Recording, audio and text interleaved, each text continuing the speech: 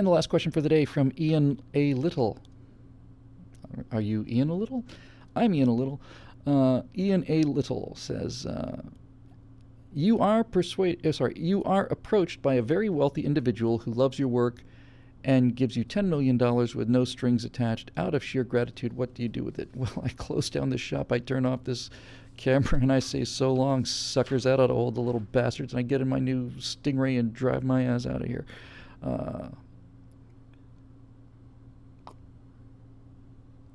Actually, that's not what I would do. If somebody just dropped $10 million on my door, I would probably spend 5 to 10% of it.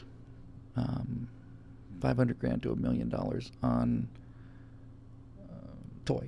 I'd get a Viper jet because it's what I do to relieve stress. I write about it a lot. It sharpens my skills, and I would get one for about $500,000 and buy a Viper jet. And then for the other $500,000, I would, improve my car and my living spaces somewhat. But I'm very happy with I'm happy living my Camaro lifestyle. I'm happy with my apartment, and I'm happy with my long easy. It's not like I've lived to improve these things, but if somebody dropped $10 million on my door, that's what I would do with it. I'd spend $1 million on that, assuming it's $10 million after taxes. It's not a good assumption, but let's just assume it is. So that leaves 9. I would take 5 of the 9 and I would put it aside for retirement. I'd put it in a bunch of safe places, not just retirement, not just so I can retire. I would put it in places where I had some ability to bail out family and friends if things really went south. I'd start to set up the financial substructure of something that could survive the kind of economic catastrophe that we may be looking at, because I think we're going to need little islands of stability and sanity and reason and kindness if we keep going down this road. So I would put half of it away. $5 million I'd put away. $1 million I'd spend on toys, and then I'd put $4 million into the business. I wouldn't put all of it into the business because, so much here gets made with other people's money. But the fact of the matter is, if I need $10 million on the business, and I put in 4 of my own, that should be enough money to raise the other 6 to get what I need for movies or whatever. I don't need that much for movies. I probably would buy myself big bet problems. That's what I would do. I'm saying probably, but I would fund that movie because I think it's going to make some real profit. And it'll probably cost about $1 million to make and another 500 or 800 to promote. So I'd be $2 million into the hole for that movie. But if you make a good movie for $2 million, good horror movie, you can do really well. Blair Witch Project or Saw or what is it? I'm not even going to look because people will tell me. I have to get this. All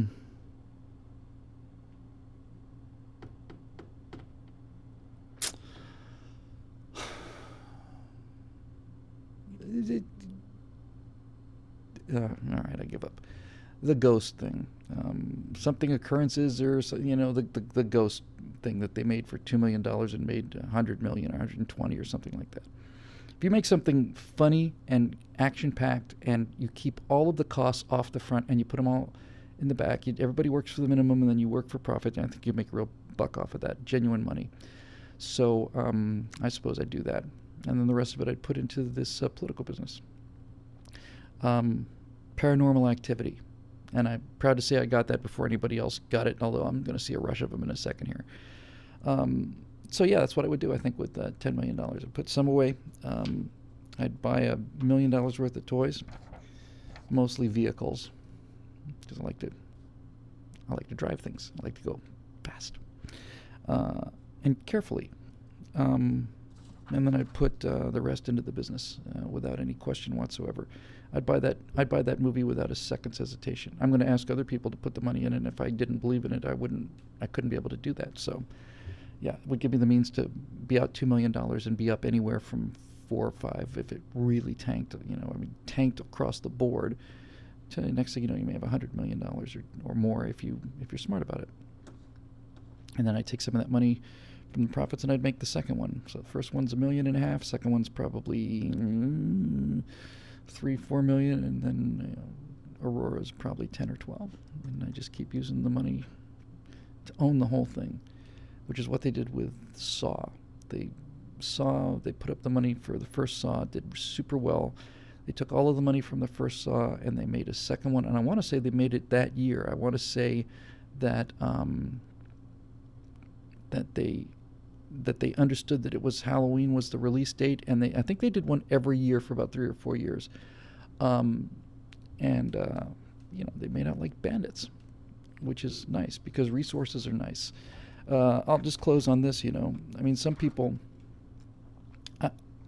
I've known people that are motivated by money. I've known people that are, in the financial markets, and in fact, money is their product, and money is their passion, and it's not that they're fixated on making money so much as they just love the idea of finance. It's like a giant moving puzzle to them, and so those people are money based. But I don't know. I've known a few millionaires. I've known several people who are very successful. I've known quite a few millionaires, actually, and every single one of them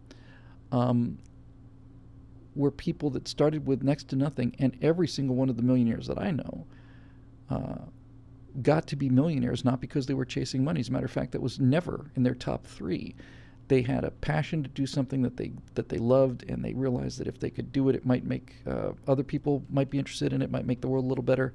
Whether it's making carbon-14 dating cheaper, or whether it's, designing airplanes and then designing spaceships, whatever you want to do. The people I know that have done well for themselves, and guys like Branson, who I don't know, or Elon Musk, have done spectacularly well. Those people never went after the money. They had a passion to do something, and the money followed that passion, and that's how I feel definitely.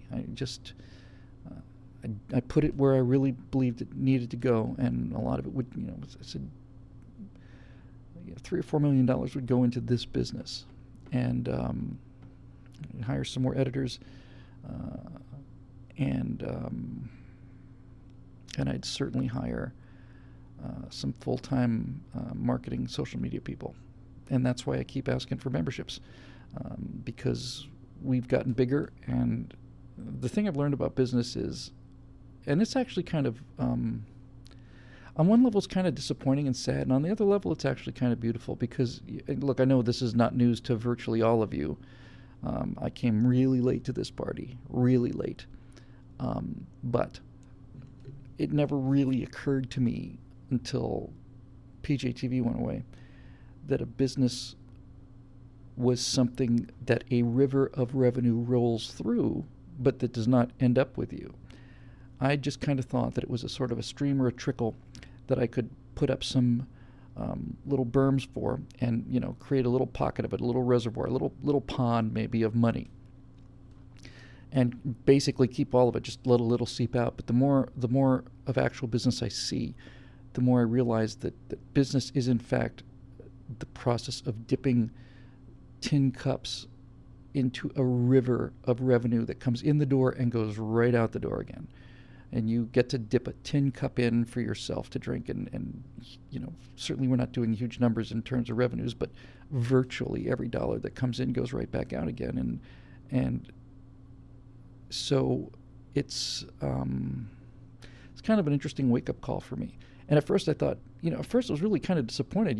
Once they take because the government doesn't take a tin cup, the government takes 75 buckets of your stuff, and they haul that money away. But even when you look at what's left after taxation, I thought, well, hopefully I get to keep more of this. But no, it's coming in and it's going out. And then I thought, well, that's really disappointing. And at the same time, I realized, you know what? No, it's actually not disappointing at all. You're doing something you love doing. I find myself here editing until 10 o'clock, 11 o'clock, virtually every night of the week. And I'm here often on weekends. And sometimes I sit there and think, wow, I'm putting in a lot of hours. And then that little voice in the back of my head says, you're putting in a lot of hours doing important work that you love. This is a high-class problem, Bill. So what I realized was that even though whatever money comes in, virtually all of it goes right back out again, because certainly my personal finances are not increasing, and my standard of living is not rising, even though our revenues are up considerably. And that's because in order to make up the extra work, that we got the extra revenue for, we have to spend the revenue. And this, as I say, I know I'm kind of dancing around this, but this was the real revelation for me, which started out as a negative revelation, like, Jesus, all this money's coming in and it's all going out again.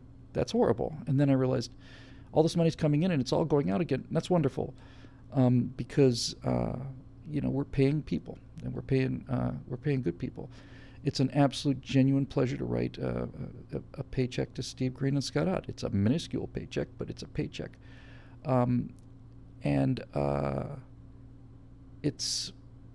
It's great. And I did several years ago when I started BillWhittle.com. Even then I realized that it is an amazing feeling if you've never had it. If you've never had this experience, believe me, it's astonishing to sign the front of a paycheck. To write paychecks for people is an amazing experience, especially when you're small enough so that you know them very, very well, and they're friends and they're good people. They're like family. It's a tremendous feeling writing a paycheck for people, and at the same time, it's a whole new level of responsibility. It's like, do I really want to do this extra work? Not really. But on the other hand, there are people depending on me now. There are people who are depending on me. I'm their paycheck, and I'm the product. So I got to do a little more dancing. I got to dance a little bit faster, and I have to keep hustling for memberships because I think it's important work, and I can't do it for nothing. I just can't. It just can't be done. This office disappears, and so does everything else. So we're doing a lot better. We certainly hired better people in the last year, the other thing I didn't realize, obviously, is I did not realize just how much of a full-time job it is for we have Carla, obviously, is doing a great job as operations manager, but other people, accountants and bookkeeping people, the amount of work that has to happen that has nothing to do with your product at all, the amount of hours that have to be spent and paid for things that do nothing to improve the membership experience, to improve the content. All it is complying with these regulations and laws, and every single day I get handed another piece of paper that says I have to write a check for what is it today? It's a county tax on my electronics here. What? Or city tax? Yes. What? You're telling me? Yes, that's right. The Macintosh that you bought and the big monitor that you bought, you didn't buy those. They're not yours. You're renting them from the government. You have to continue to pay taxes on these things until you die, because if you don't, they'll take them away. So, it's a living. It's a great living. I just am doing what I should be doing. And I learned very late in life, maybe 2-3 years ago, that the Greeks or the Romans, or both of them, said that the definition of real happiness is using all of your powers to maximum advantage. I can certainly relate to that. So there's that. And there's some other interesting news out there that I will share the next month or so. Until then, I think that'll probably wrap us up here. So not too bad. A little, an hour and 45, somewhere in there. Yeah. That ought to hold, little bastards. Yes, so if you can help us, and if you've been watching the show and you hear me say this all the time, the reason I say it all the time is because it's a product, and if you're watching it for free, then, that's not the capitalist system that we all know and love. If you can help pay for the stuff that you're consuming, we really could use the help, and we certainly are going to put that money to good use, and we're not burning it on, not lighting it on fire out in the parking lot. We're all working very hard, and we have as few people as we can here, and we're just trying to make this go as far as we can. So we need to stop these people, and videos like the Black Lives Matter video is the kind of thing that no one else is doing. It's just telling the truth fearlessly, and I can do that fearlessly because I work for thousands of people. I work for you guys. You're my boss, and I don't have to worry about you. I don't have to worry about, I do worry about you. I worry about you all the time. I worry about making sure that you're happy, and that you're satisfied with the money that we're taking, because it's actual money, and I take that very seriously. When I say don't worry about you, what I mean is I believe that my members are going to stay as members so long as I do what I'm trying to do, and as long as I continue to put out the product that I put out. And that product, I think, is the truth. The more I think about it, the more I realize it. I think it's just the truth. I think it's just telling the truth as it appears to me and appears to you. And the reason I believe these things is because they appear to be true, and there seems to be a fair amount of evidence for it.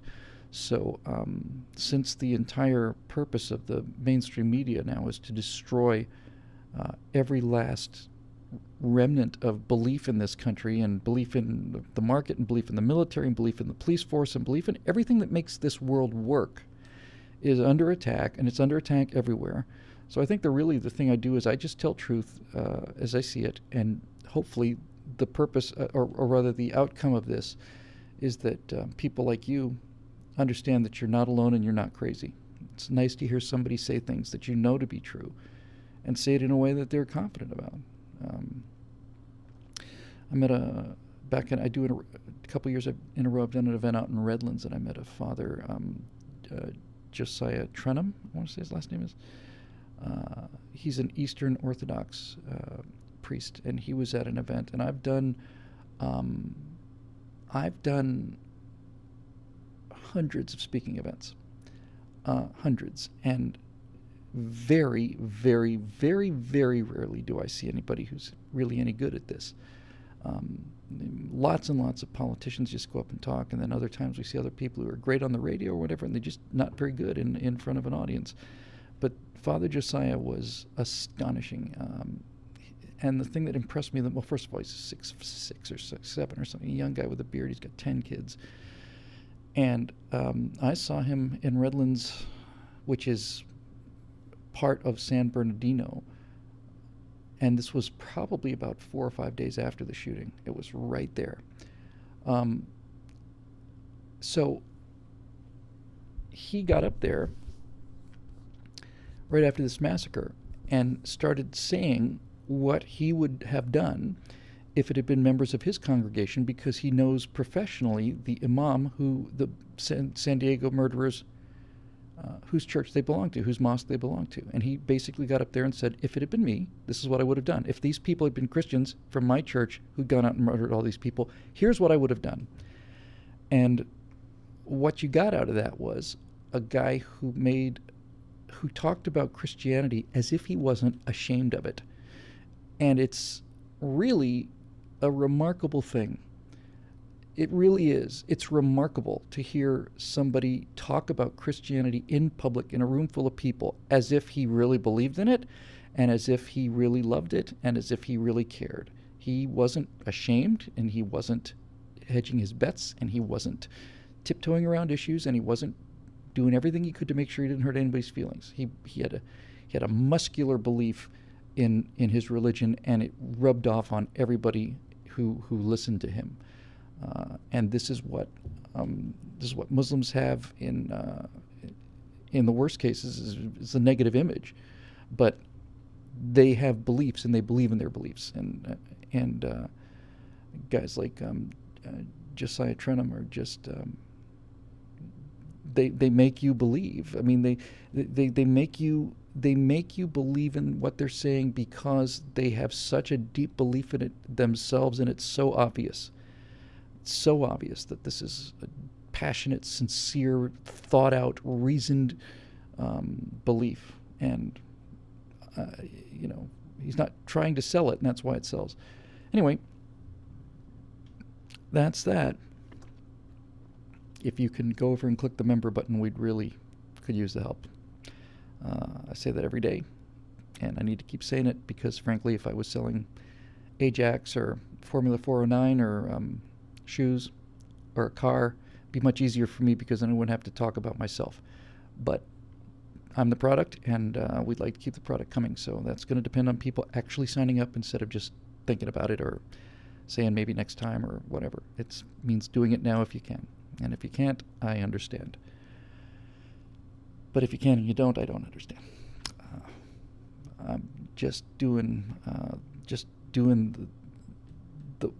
the work that needs to be done, and it is in fact a product, and these videos have the same market forces applied to them that everything else does. They've got to be paid for, they've got to be advertised, they've got to be marketed, they have to be distributed, all of this stuff, and it costs money, and if we had more money we could do more. So if you've been enjoying these for a while and haven't been paying for them, if you could start becoming a member, we need the help. That's the end of the guilt trip for today. And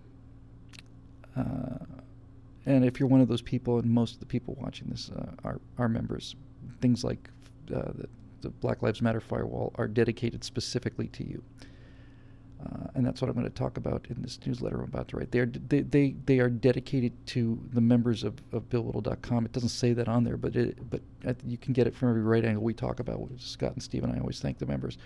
We thank them because it genuinely is the truth. None of this would be possible without your vision and without your generosity and support.